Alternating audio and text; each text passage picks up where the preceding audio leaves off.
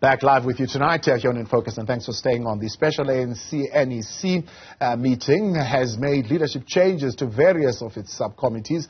This follows a wave of changes within the governing party, of course, coming from the 55th ANC National Conference in December, which was also an elective conference.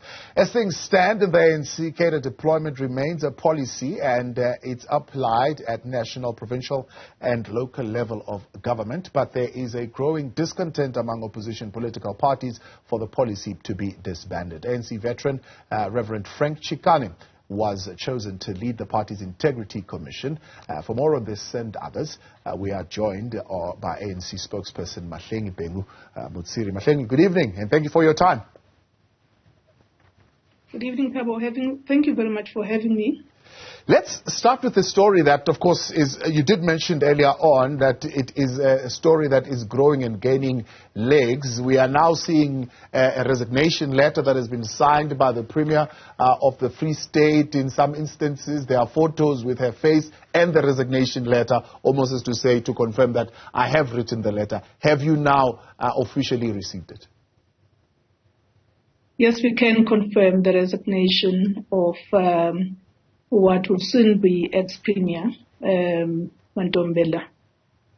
And does this have any impact at all on the State of the Province address that would need to be delivered next week?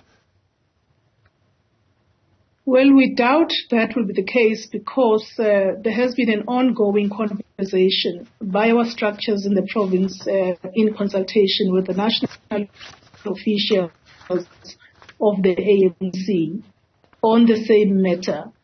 So we do expect that there will be a relatively seamless position, and we're looking forward to supporting that process so that the people of the Free State can have confidence that this governance matter is handled to the best of ability. Right.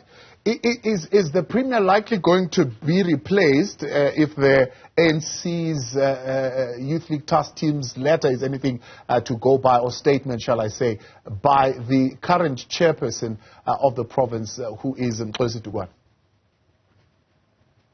Well, I'm not at liberty to, as you would know, I'm not at liberty to make that kind of pronouncement. Speaking on behalf of the ANC, this is a matter that is now being processed. Now that we have received a signed letter, the Secretary General would have responded at our pressure to say we are waiting for a formal resignation, although we were quite aware that that was forthcoming. Now we need to go back and further consult with our structures to then come back to the people of the Free State and the people of South Africa with a clear decision on who will replace, outgoing Premier Mantombela. Yeah. Is the question... So at this stage, I think sorry. No, that's fine. So at this stage, that's what you're waiting for those provincial processes. Go ahead. Is the question of gender going to come up again at this particular point? Because previously this question had come up. I mean, when I look at it right now, you've got at least 6 premiers who are male and only 2 who are female, and we don't know what the outcome is going to be in the Free State. And previously it was kind of dealt with by saying, well, if it's a male, then 60% of the executive in the province must be female. Yes, all I can say at this point is that all the applicable policies of the ANC should apply. And that includes the gender policy, that also includes continuity, that also includes a range of factors that you need to take into account. And of course, that also includes seniority that needs to be taken into consideration. So it's all of those factors that I would like to believe will be considered by national officials when they receive submissions from the Free State, and the Free State has already made specific submissions. These are still being internally processed. I do wish to assure whoever is, watching this and listening in on this conversation that all of those things, including gender parity, are some of the considerations that will be, taken into account when this decision on who the next premier should be. Let's get back to your statement then. What informs the deployment of particular NEC members on a full-time basis to work at Luthuli House? Yourself, of course, you are there, but I see here David Makura, as head of political education, has been deployed there as well. Duduzi Manana, as well as Mdumiseni Ntuli. Well, the NEC considered a report of the National Working Committee, which itself considered the report of the national officials, coming to a conclusion by the NEC that the incumbents that you are referring to, who are now incumbents, full-time incumbents at Luthuli House, after yesterday's special NEC meeting. As I understand it, the consideration really relates to looking at people who bring in strong governance experience, so that when we oversee the work of government, it is overseen by people that has a very keen and strong understanding of the system of governance in the country. That's one of the considerations. The second one, people that have a great understanding and have been on the ground in terms of what party building, party building, from building a branch of the ANC all the way to coming up with an organizing strategy nationally. So that will be one of the considerations. People that have also served in parliament and have served in legislatures. I myself have served at the Gauteng. And so procedural and oversight practice is something that I bring into the role. So you have a really nice a wealth of experience combined. And I would like to think that that is the reason why the NEC appointed these individuals. Yeah. David Makura, heading the political education of the ANC. How close are you to the vision of every member who gets recruited into the ANC doing some kind of course in terms of political education? Since the launch of the school in 2019, I mean, how close are you to that particular goal? I'm asking because part of what Dr. David Masondo was suggesting was that the 6-month period of probation before being inducted as member of the ANC should be used and be made mandatory, that members go through political education. I think we're inching very closely, Thabo. There's been so many things that have actually propelled both the work of the OR Tambo School of Leadership. Case in point, by the electoral committee of the ANC headed by President Motlanthe, making it mandatory for public representatives, anyone that contests for public office or make themselves available for public office would have had to undergo the mandatory programs at the OR Tambo School of Leadership, especially the online on modules, among other things. But further to that, the 55th National Conference resolved that it has to be mandatory for anyone seeking to lead the ANC, right from the branch level all the way up. And so we really are inching closely to it. And I must say that it's the first time that the ANC has actually declared a full-time position responsible for political education. And I think that should just give you a sense of a lot of emphasis that is being placed on having the right members, the right supporters, because of course the work we do is not just for our members, but it's also for those that support the broad aims and objects of the ANC.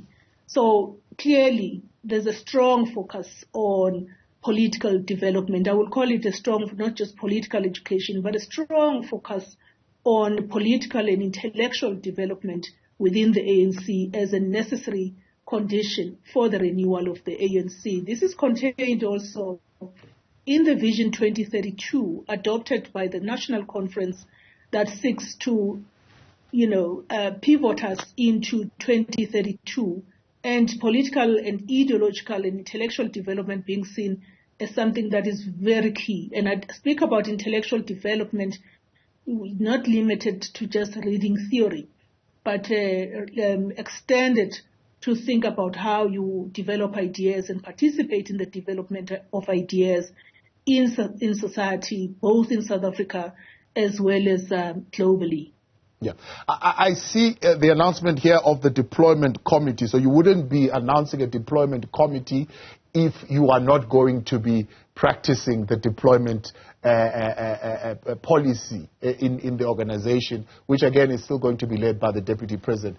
Does this indicate that then you will be fighting these court battles tooth and nail to preserve the right of the ANC to have this deployment committee into key areas of government and maybe even SOEs, despite, in some instances, one would say, a dismal track record of your deployees in these institutions?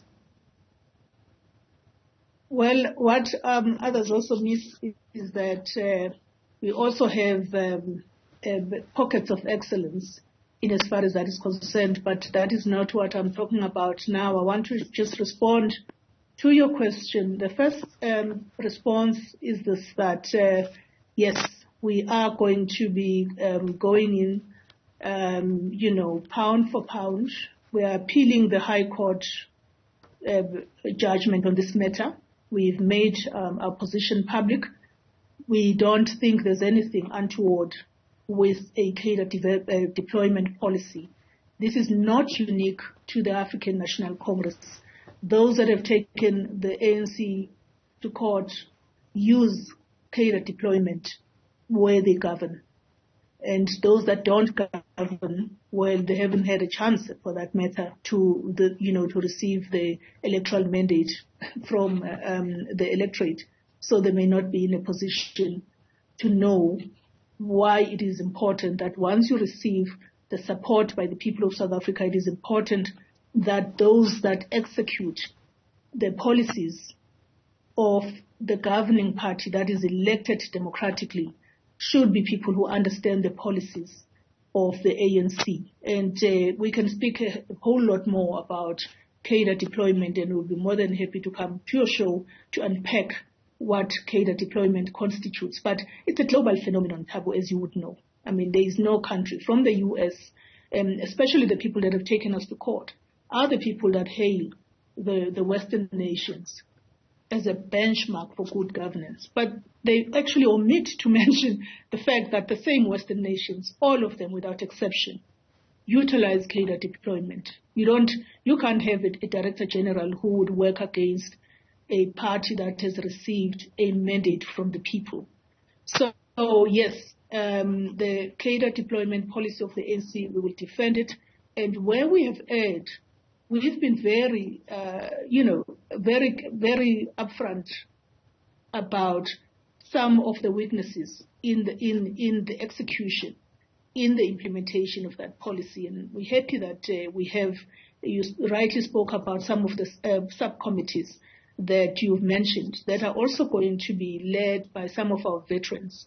Why our veterans is precisely so that they can actually, with nothing to lose type of perspective, look at our policies, look at our performance of our deployees, the conduct of our deployees, and be able to hold every public representative who represents the ANC to account. Speaking of holding deployees to account, there's been some changes, one would say maybe sweeping changes also, to the Integrity Commission. What were the discussions in relation to strengthening the Integrity Commission, and why deploy Reverend Chikane as the chairperson?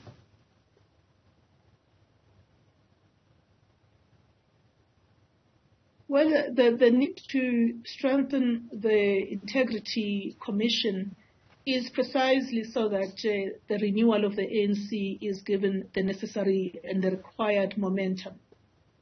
The Integrity Commission has played a very strong role since establishment in casting or shining a spotlight on not just the blind spots, but shining the spotlight on failures of the ANC system. And so, all our veterans that have played a role in that commission, such as, George Mashamba and many others, have really helped to do so. And so the 55th National Conference was adamant that it is important that this commission is given far more teeth than it has had in the past. This also came out of the Organizational Renewal Commission's recommendations about the need to really support the work of the Integrity Commission. The coming in on board of Reverend Frank Chikane forms part of that effort. And the reason for him coming in as chair of that commission, needs less explaining really, given, his experience, given his being one of our illustrious leaders that understand what the ANC should achieve, has been in the struggle, has been in government, understand what governance and ethical governance is all about. And there couldn't really have been a better person to then take that work forward, and the work that was started by other commissioners that came before him. And of course, he will be supported by a number of other veterans that form part of that commission. We appreciate your time, and thank you very much for coming on. We're going to have to leave it there because of our time constraints. ANC spokesperson there, Mahlengi Bhengu-Motsiri, with us. We'll get